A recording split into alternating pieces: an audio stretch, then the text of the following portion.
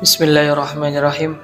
Marilah kita bersama-sama berdoa kepada Allah SWT, memohon khususan kepada Bapak Ibu yang sudah berpartisipasi untuk program Masjid Darul Ilmi. Semoga Allah senantiasa melancarkan rezeki mereka, Allah mengabulkan hajat-hajat mereka, Allah memberikan kesehatan kepada mereka, Allah tetapkan iman Islamnya, serta Allah jadikan keluarga mereka keluarga yang sakinah, mawadah, warahmah. Allah jadikan anak keturunan mereka sebagai anak yang soleh dan solehah, mampu membahagiakan kedua orang tuanya di dunia dan di akhirat.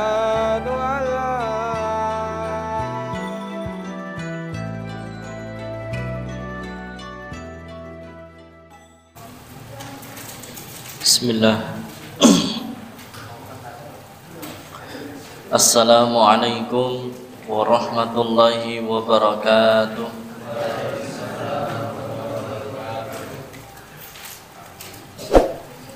Alhamdulillahi rabbil alamin.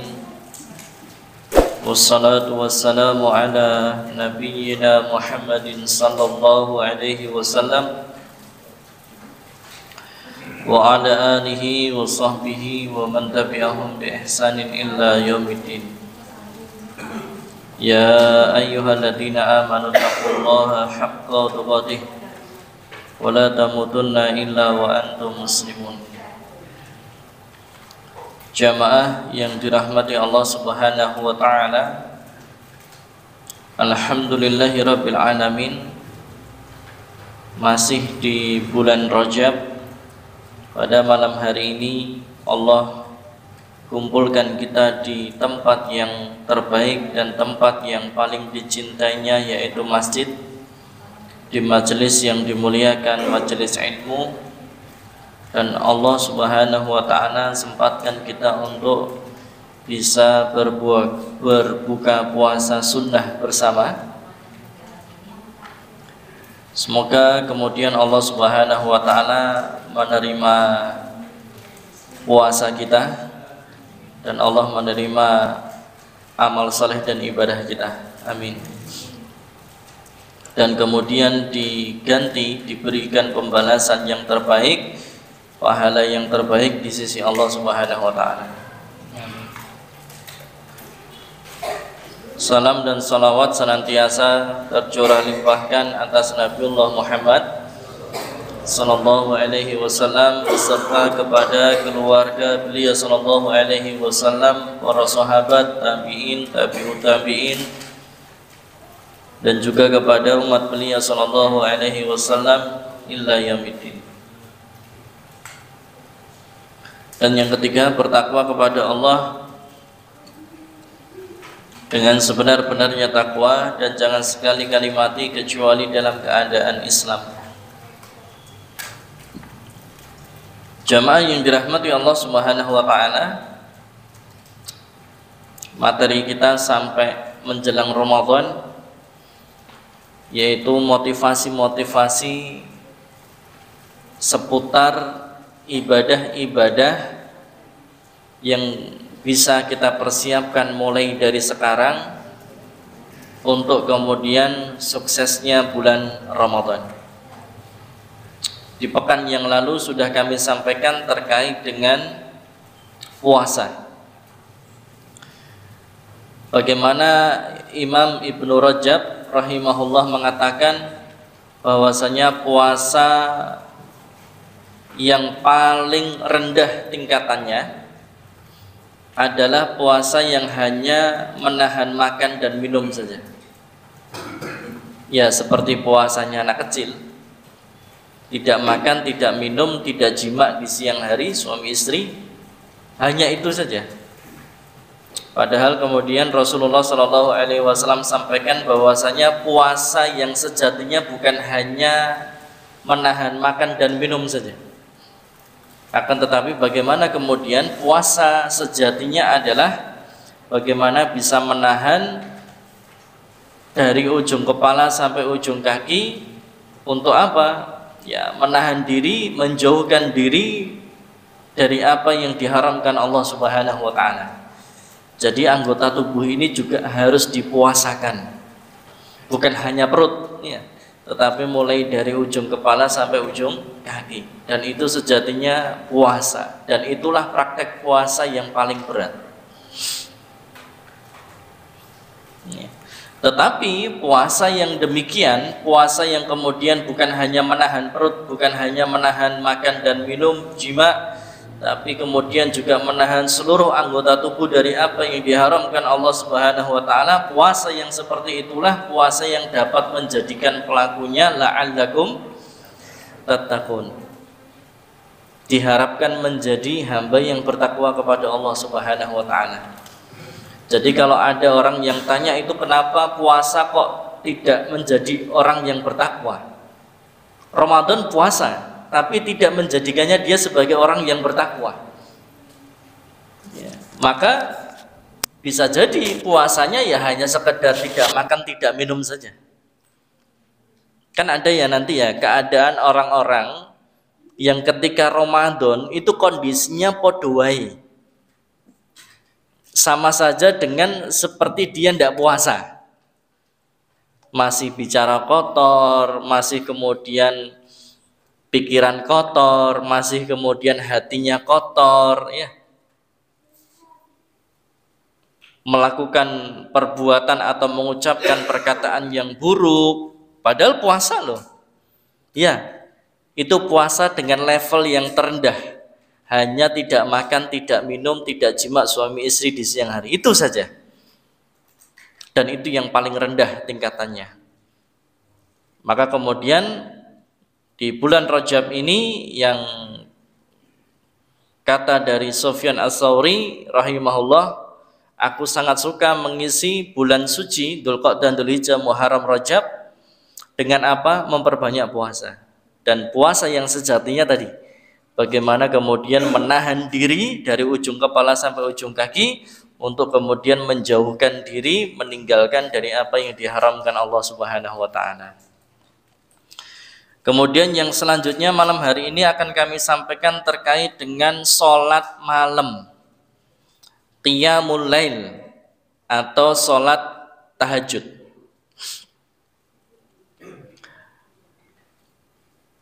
Tapi sebelum ke sana, ada orang yang tanya, Ustadz, gimana ya supaya saya ini rajin puasa sunnah? Gimana ya supaya saya ini rajin sholat malam atau sholat tahajud? Bagaimana ya Ustadz supaya saya ini disiplin dalam sholat 5 waktu? Bagaimana ya Ustadz saya ini punya kebiasaan maksiat ini dan saya kepingin meninggalkan kemaksiatan tersebut? Aku pengen mutusin pacarku. Bagaimana nih ya? Ya, karena belum mampu menghalalkan ya.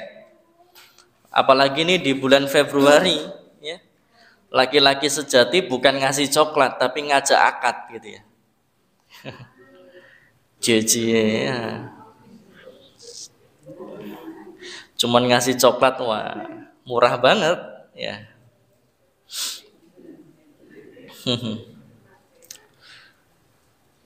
Ini kan wajah-wajah jomblo kabeh ya. Alhamdulillah. Jomblo fisabilillah. Iya. Jomblo sampai halal akan cie-cie pada waktunya. Nah, supaya kemudian kita mudah untuk meninggalkan kebiasaan maksiat yang kita lakukan, atau supaya kemudian kita bisa semangat dalam mengerjakan amal ibadah yang kita inginkan, maka salah satu cara selain daripada doa pasti doa silahul mukmin. Doa ini senjatanya orang beriman.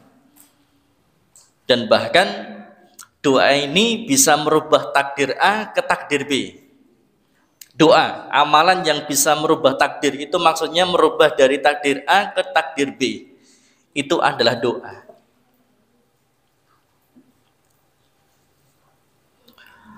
Tapi kemudian ada satu cara. Apa caranya?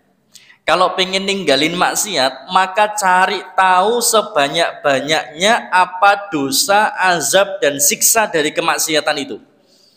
Semakin kita banyak tahu dosanya, siksanya, azabnya, maka hati kita akan semakin takut dan kemudian mudah untuk meninggalkan kemaksiatan itu. Kenapa orang jadi mudah ninggalin riba?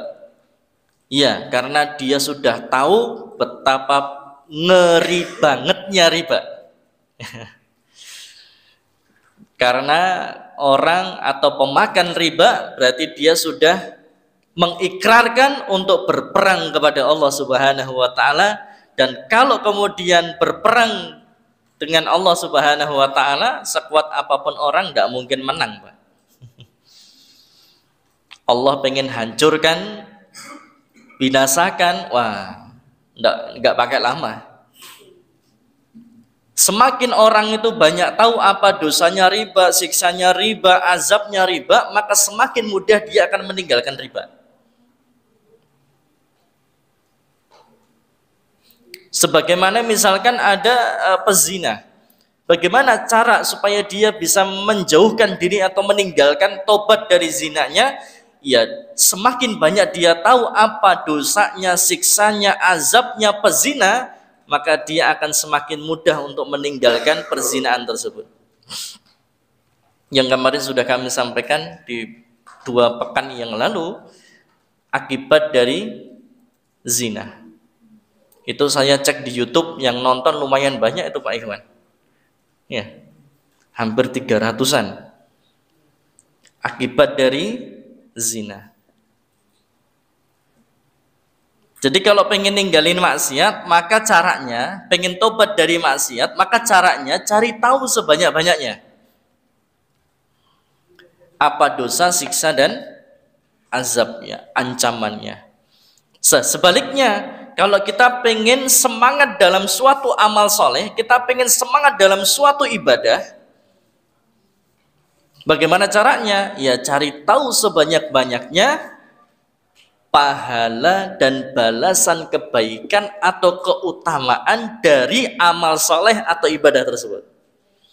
Termasuk diantaranya adalah sholat tahajud atau qiyamul lail, atau kalau dalam bahasa Indonesianya ya sholat malam. Supaya kita ini bisa melakukan, merutinkan sholat malam, maka cari tahu sebanyak-banyaknya apa keutamaan, apa pahala, apa balasan kebaikan daripada sholat malam tersebut. Kalau kemudian makin banyak kita tahu, maka sengantuk apapun tetap bangun. Kalau kita sudah tahu, banyak tahu, maka secapek apapun tetap menyempatkan waktu, walau dengan rokaat yang paling ringan. Hatta bahkan kalau sakit sekalipun tidak kuat berdiri, maka tetap dia akan mengerjakan sholat tahajud atau sholat malam atau qiyamul lail, walau dalam keadaan duduk ataupun berbaring. Kenapa? Dia tahu keutamaannya. Nah, jamaah yang dirahmati Allah Subhanahu wa taala, ternyata sholat yang pertama kali diwahyukan kepada Nabi Muhammad, sholat yang pertama kali diperintahkan kepada Rasulullah SAW, bukan sholat 5 waktu. Sholat 5 waktu ini nanti hari Sabtu ya, hari Jumat besok ini sudah Isra Mi'raj. Ya, Isra Mi'raj, memperingati Isra Mi'raj, di mana di situ nanti Allah turunkan, Allah wahyukan kepada Nabi Muhammad SAW tentang perintah sholat 5 waktu. Tetapi perintah sholat yang pertama kali bukan sholat 5 waktu. Yang diperintahkan kepada Nabi Muhammad SAW, ya ayyuhal muzammil. Ya, surat apa itu? Iya, gampang banget ya. Ya ayyuhal muzammil. Hai orang yang berselimut. Makanya Rasulullah ketika ditampakkan wujud malaikat Jibril yang aslinya ini ya, kemudian pulang ke rumah dalam keadaan gaduh-gaduh, nano-nano, wes yo takut, ya gelisah, ya cemas, ya macam-macam. Nabi Muhammad SAW minta apa? Zammiluni, zammiluni. Selimuti aku, selimuti aku. Minta kepada Khadijah, istrinya. Nah, kalau teman-teman masih jomblo ini, zamiluni sing nyelimuti koncone dhewe. Sok malah kemulan dhewe ya. Ya. Ngenes to ya. Jones jomblo ngenes. Ya, iki hawane masuk angin ya, adem-adem atis ya. Masuk angin rene sing ngeroki, gak ana sing mejeti ya. Ya sesama temen sing sak kamar. Ini tidurnya sendiri-sendiri apa satu kamar berapa orang gitu? Satu kamar berapa orang? 5 orang. Ya, okay. Tapi tidak satu selimut kan? Enggak boleh. Sopo sing nunut kemulan sopo biasane? Wah, ini berarti cek mbok-mboken berarti ya. Nah, jamaah yang dirahmati Allah Subhanahu wa taala, wahai orang yang berselimut, yang dimaksud adalah Rasulullah sallallahu alaihi wasallam, qumil laila illa qalila. Bangunlah pada sebagian malam. Bangunlah pada sebagian malam. Diperintahkan untuk bangun malam. Untuk apa? Bukan untuk nonton sepak bola. Nah, ya. Bukan untuk ngegame, bukan. Tetapi untuk apa? Salat. Ya. Nisfahu awin qusminhu qalila au zid alaihi wa rattilil qur'ana tartila. Wahai orang yang berselimut, bangunlah pada sebagian malam untuk apa? Salat. Separuhnya atau kurangi atau lebih sedikit dari itu, dan bacalah Al-Qur'an dengan tartil. Bacaan Quran yang tartil itu bacaan Quran yang gimana sih? Apa? Bacaan Quran yang ya dengan tempo yang pelan, dinikmati, dihayati, ojo cepet-cepet, ya, tartil, dan bacaannya sesuai dengan tajwid, termasuk makharijul hurufnya tepat. Nah, tapi ini tentunya belajar Quran itu nggak ada berhentinya. Belajar Quran itu nggak ada berhentinya. Kita mau sampai mati sekalipun tetap tidak mungkin kita bisa menguasai ilmu Quran, tidak mungkin. Yang sehingga belajar Quran itu ya sehidup semati. Yang sehingga kalau ada yang mengatakan aku sudah menguasai semua ilmu Quran, tidak mungkin. Ya, tidak mungkin. Nah, jamaah yang dirahmati Allah Subhanahu wa taala, yang sehingga kemudian ya kita masing-masingnya sama-sama terus belajar Quran. Sudah Ustaz, saya sudah kuliah 4 tahun di sekolah tinggi ilmu Quran, tidak cukup. tidak cukup. Ya, petang tahun ya. Sampai mati kita belum bisa menguasai ilmu Quran.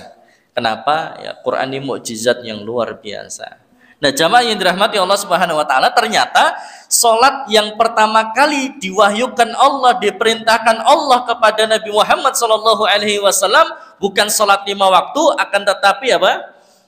Qiyamul lail, salat malam.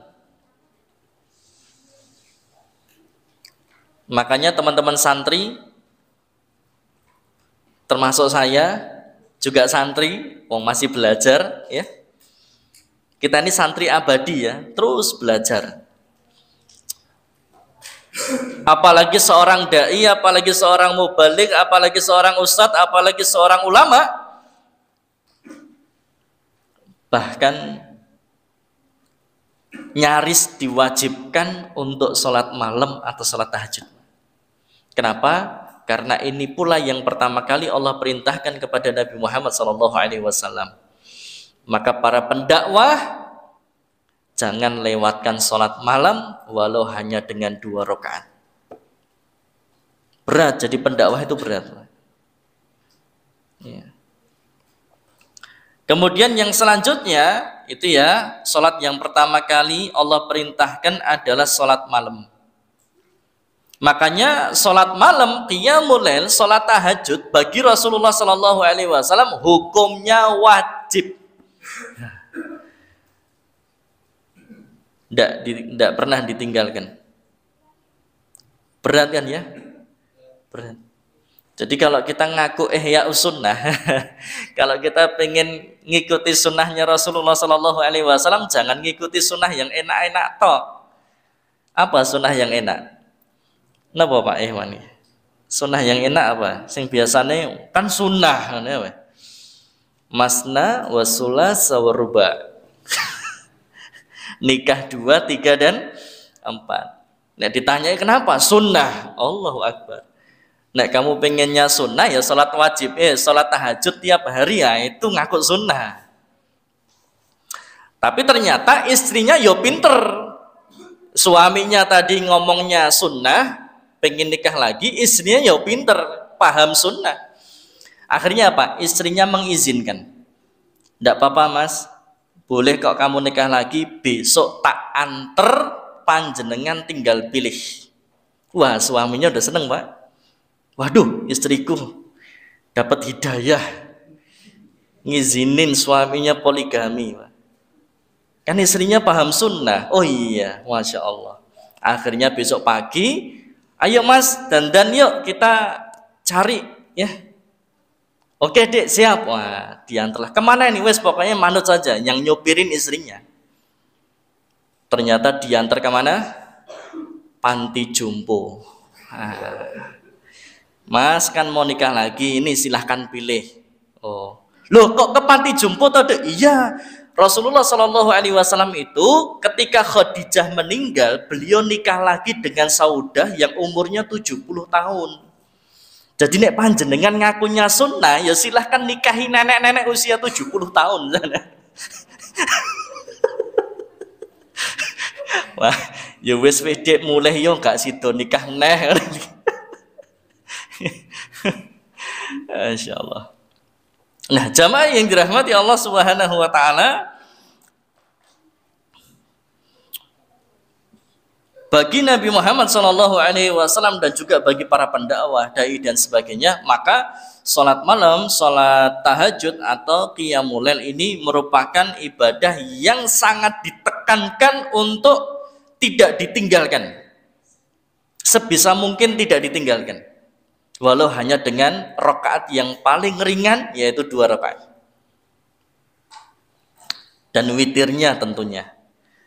Nah, ternyata Allah Subhanahu wa taala menjadikan orang yang melakukan sholat malam itu sebagai ciri dari orang soleh dan orang yang bertakwa. Teman-teman soleh enggak ini ya? Belum. Soleh apa salah? Soleh apa toleh? Insya Allah semua soleh ya. Ya.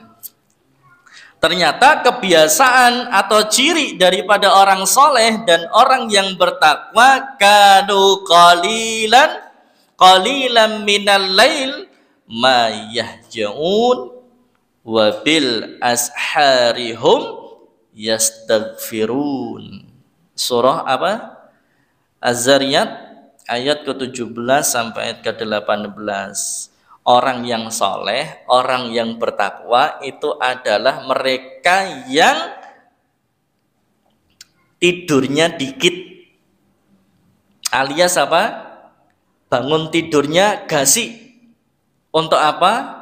Sholat tahajud, sholat malam, dan selalu memohonkan ampunan di waktu pagi sebelum fajar. Banyak istighfar di waktu sahur.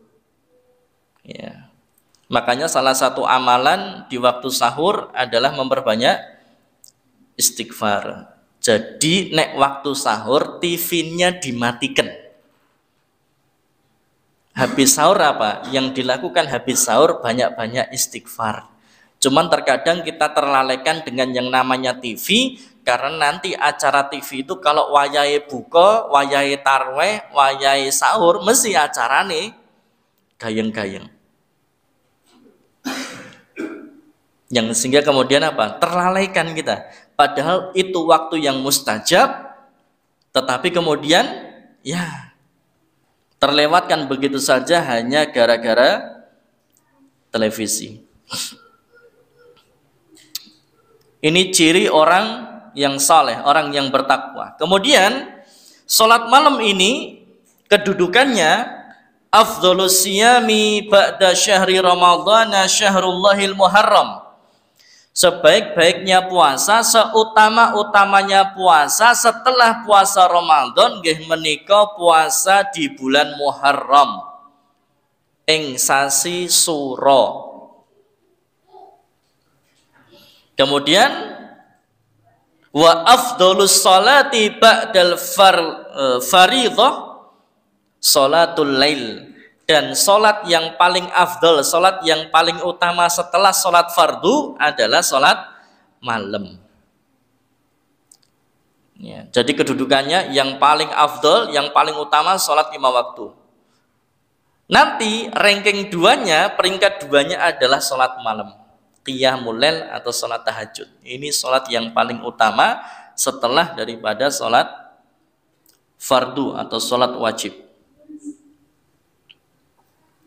Kemudian lagi apa keutamaannya? Dari Abdullah bin Salam radhiyallahu anhu, Rasulullah sallallahu alaihi wasallam bersabda, "Ya ayyuhan nas, wahai manusia." Ini kita manusia semua kan? Ya, insyaallah. Sebab terkadang malaikat hadir kan ya, terkadang malaikat hadir di majelis ilmu. Biasanya kelambine putih.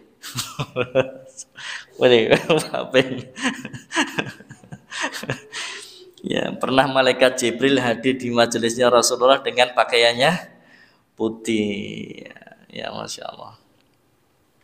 Wahai manusia, afsus salam, sebarkanlah salam. Nek ketemu salam, tadi sudah salam belum? Sudah ya. Assalamualaikum. Ya, assalamualaikum. Nah, gitu ya. Kemudian wasilul arham, sambung atau jalin tali silaturahim. Kemarin sudah kami sampaikan, silaturahim yang paling utama adalah silaturahim kepada kedua orang tua. Ya, ini silaturahim yang paling utama kepada kedua orang tua. Ya.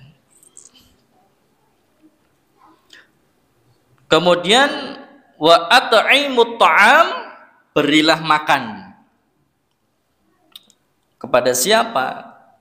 Ya, kepada orang miskin, kepada istri, kepada keluarga, anak maksudnya, dan keluarga orang-orang miskin, kepada orang-orang miskin atau orang yang lapar gitu. Karena salah satu amal yang dicintai adalah mengangkat rasa lapar. Menghilangkan rasa lapar. Jadi ini keutamaan bagi orang-orang yang suka ngasih makan, suka mentraktir. Nah, di sini siapa sing senengane jajak nih? Apa seneng dijajak nih? Hah? Senengi dijajak nih? Oh ya. Sing senengane jajak nih siapa? Ya. Senengane berbagi snack apa ngentek-ngentekke snack? Masakno kancamu sing kuru-kuru iki lho ya aja dijaluki snack-e ya. Ya, masakne ora lemu-lemu kok ya. Cacingan. Kemudian wasallu bil lail wan nasu niyam. Apa? Salat malam ketika orang-orang sedang nyenyak dalam tidurnya. Kemudian tadkhulul jannata bisalam. Tentu kalian akan masuk ke dalam surga dengan penuh keselamatan. Jadi syaratnya masuk surga apa tadi teman-teman? Yang pertama, afsus salam, sebarkan salam. Kemudian yang kedua, wasilul arham, jalin sambung tali silaturahim. Kemudian yang ketiga, wa at'imut ta'am, ngasih makan, traktir, jajak nih. Ya. Kemudian wasallu bil laili wan nasu niyam, salat malam ketika orang-orang sedang tidur. Ini salat tahajud atau salat malam, maka inilah yang akan menjadikan kita dimasukkan Allah ke dalam surga dengan penuh keselamatan. Kemudian ini yang selanjutnya hadis bagi yang sudah berkeluarga, yang punya suami, yang punya istri. Yang belum nikah-nikah seperti ini, nah ini jadikan ilmunya dulu.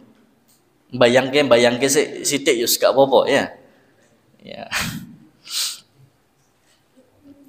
Dari Abu Sa'id Abu Hurairah, Rasulullah Shallallahu Alaihi Wasallam bersabda, apabila seseorang bangun di waktu malam, lalu dia membangunkan istrinya, kemudian keduanya mengerjakan sholat 2 rakaat, sholat malam, maka keduanya akan dicatat sebagai pria dan wanita yang banyak berzikir kepada Allah Subhanahu wa taala, dan bahkan itulah keluarga yang dirahmati Allah Subhanahu wa taala. Ketika suaminya bangunkan istri, ketika istrinya bangunkan suami, untuk apa? Salat malam raketang hanya rakaat ini, 2 rakaat.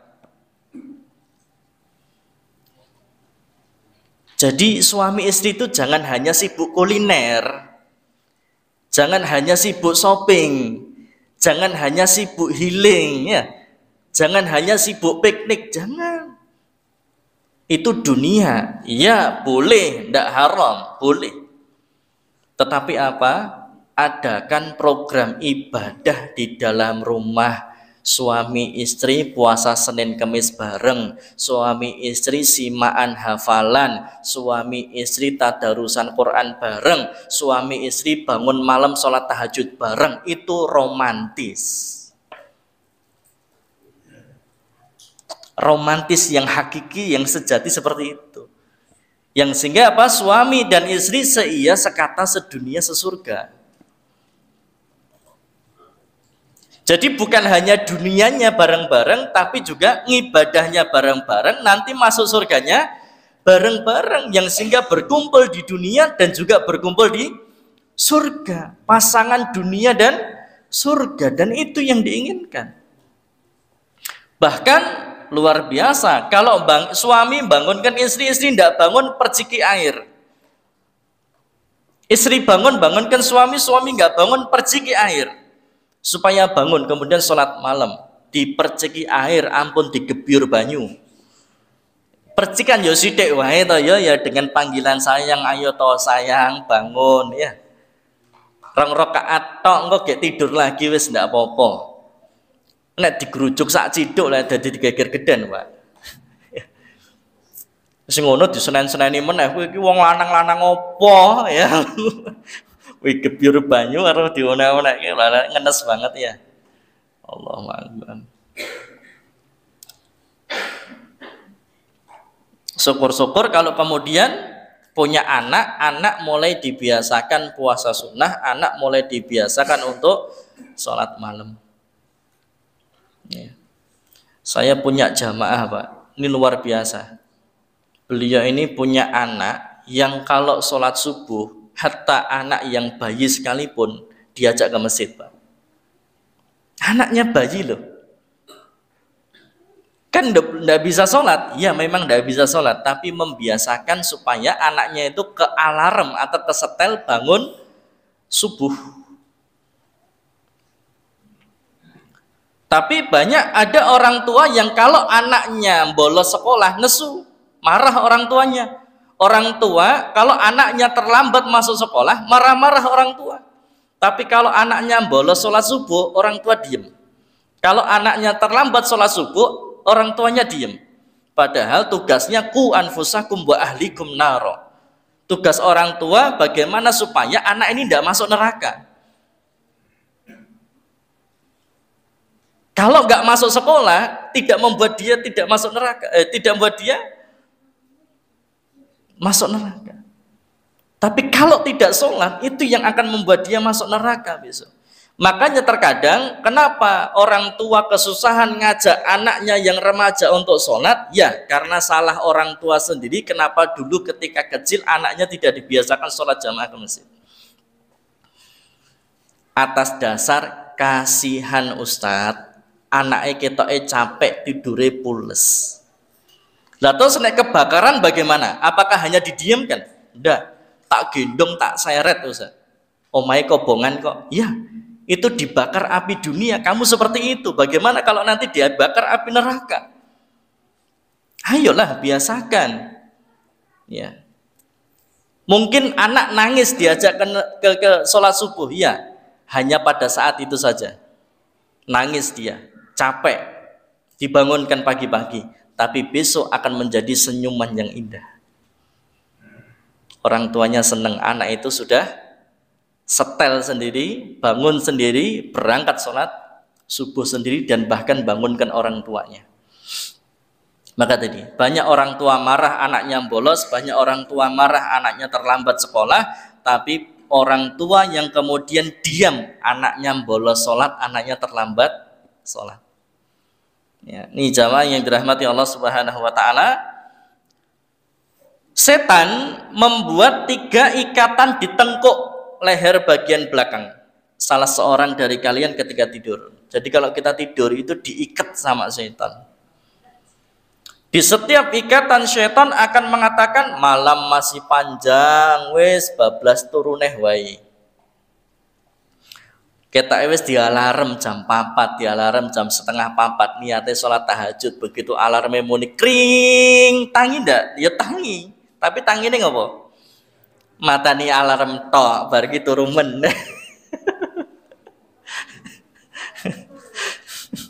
Ya.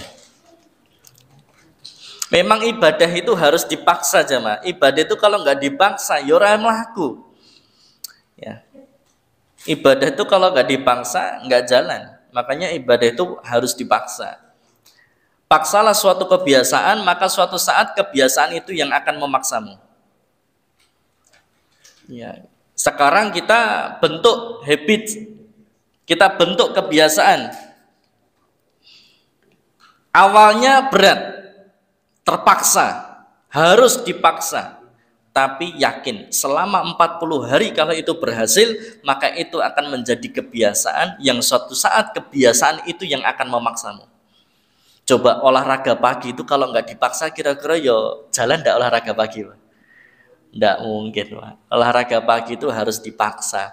Nek panjenengan sudah mulai bisa memaksa olahraga pagi, raketang jalan-jalan muteri perumahan, dan itu sehari, 2 hari, 3 hari, sampai sebulan, yakin nggak olahraga sehari, awaknya malah ngetok-ngetok. Kenapa? Sudah kebiasaan, Pak. Ya, sudah kebiasaan. Dulu kami di atlet silat itu latihan bukan kok seminggu sekali. Kami latihan bisa 1 hari 3 kali, Pak. Pagi latihan, terus nanti siang latihan, terus nanti sore latihan, malam latihan lagi. Awalnya jaram-jaram seawak karena di training center.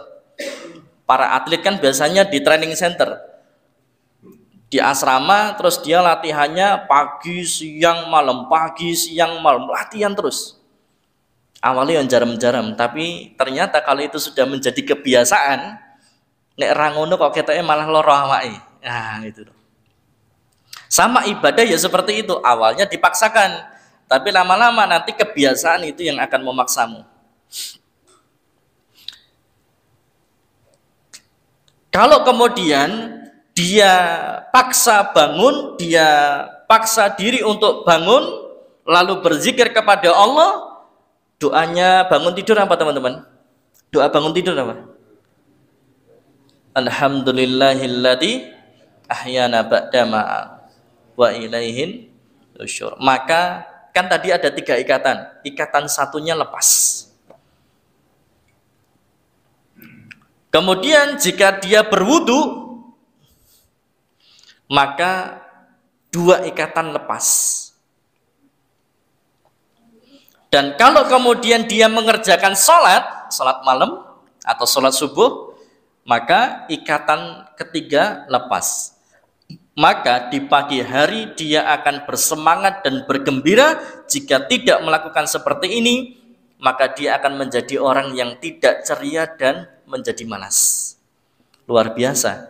Ternyata bangun pagi sebelum subuh dan kemudian tidak tidur lagi, itu ternyata akan bisa meningkatkan semangat, gembira, dan produktivitas dalam kerja. Etos kerjanya meningkat. Tapi kalau orang sering bangunnya siang, jam 6, jam 7 baru bangun, maka dia akan menjadi orang yang tidak ceria dan menjadi orang yang pemalas.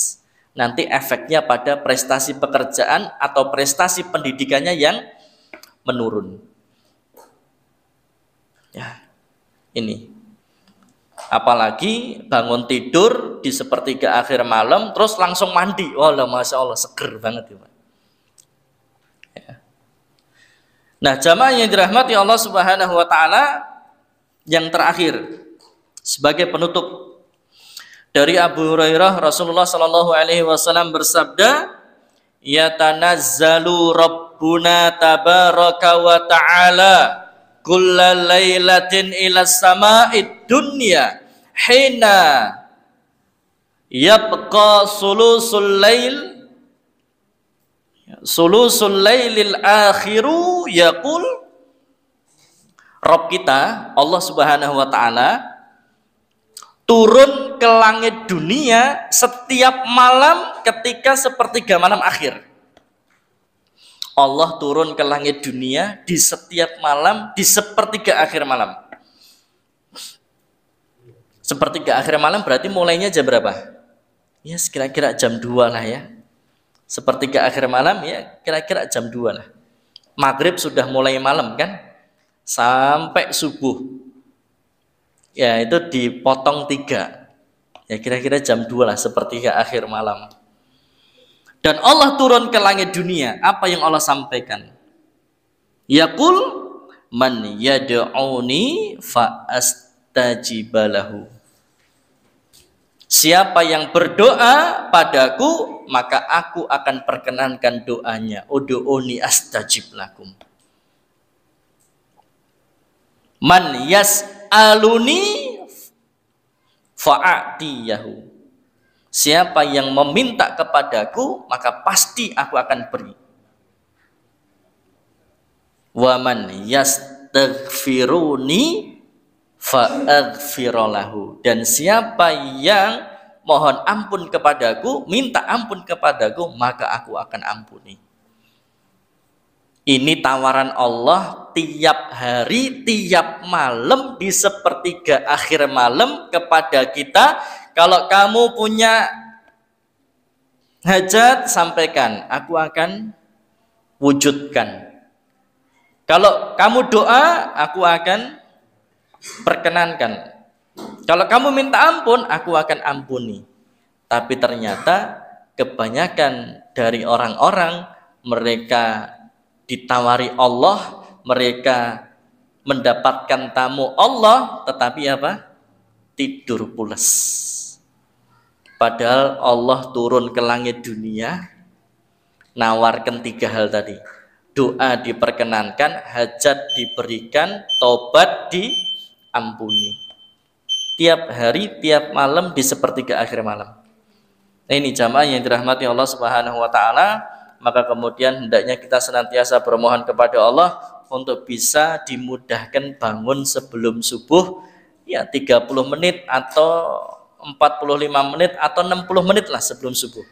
Untuk kemudian sempatkan waktu qiyamul lail, salat malam, salat tahajud, kemudian setelah itu banyak istighfar, bermunajat kepada Allah Subhanahu wa taala, maka insyaallah itulah kunci daripada kesuksesan. Nek tiang Jawi tirakate napa Pak?